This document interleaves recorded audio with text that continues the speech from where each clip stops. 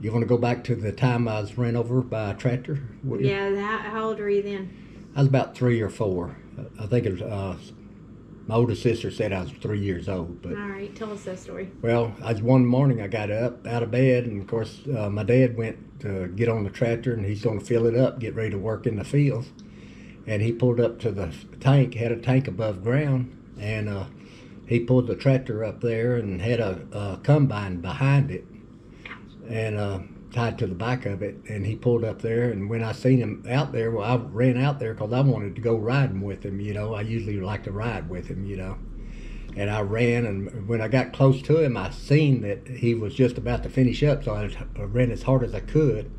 And when I got there, I started to climb up, and that's the last thing I remember. And come to find out that he had backed over top of me. I fell off, and he backed over top of me, raised the tractor up, 1,700 pounds, and he picked me up, took me to the house, and told my mom that I just killed our baby. And it's hard to talk about that even today.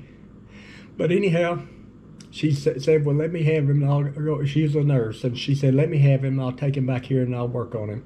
And she took me back, and my dad said that after a while, he heard me crying. He said, that's the best thing he's ever heard, And then later on that day, later on, they took me to the hospital, and they just said, well, you just take him back home and take care of him, And actually, my eyes popped out of my sockets. They were hanging on my eyes. And so she took me back there and got me going, and went to the hospital and came back. And then when he came back from the hospital, he baled hay for the public. And they had a baling job that he needed to do that day because it's going to be raining the next day, and they needed to get the hay in, and there's going to be a big crew of people there to get the hay in. So he told my mom that, do you want me to stay here or do you want me to go do the hay? And she said, we're going to do the hay because they depended on you. So when he came back, he said I was out in the yard playing in the yard. And it was 1,750 pounds that he said he put a scales on it to see how much that one tire had on it. 1,750 pounds. What kind of tractor was it? It was a Farmall F20. I mean, it's not like a little tractor. It's a full-size tractor back in those days. And it's back in probably the tractor was probably, I don't know, it was an old tractor, and it's a big tractor.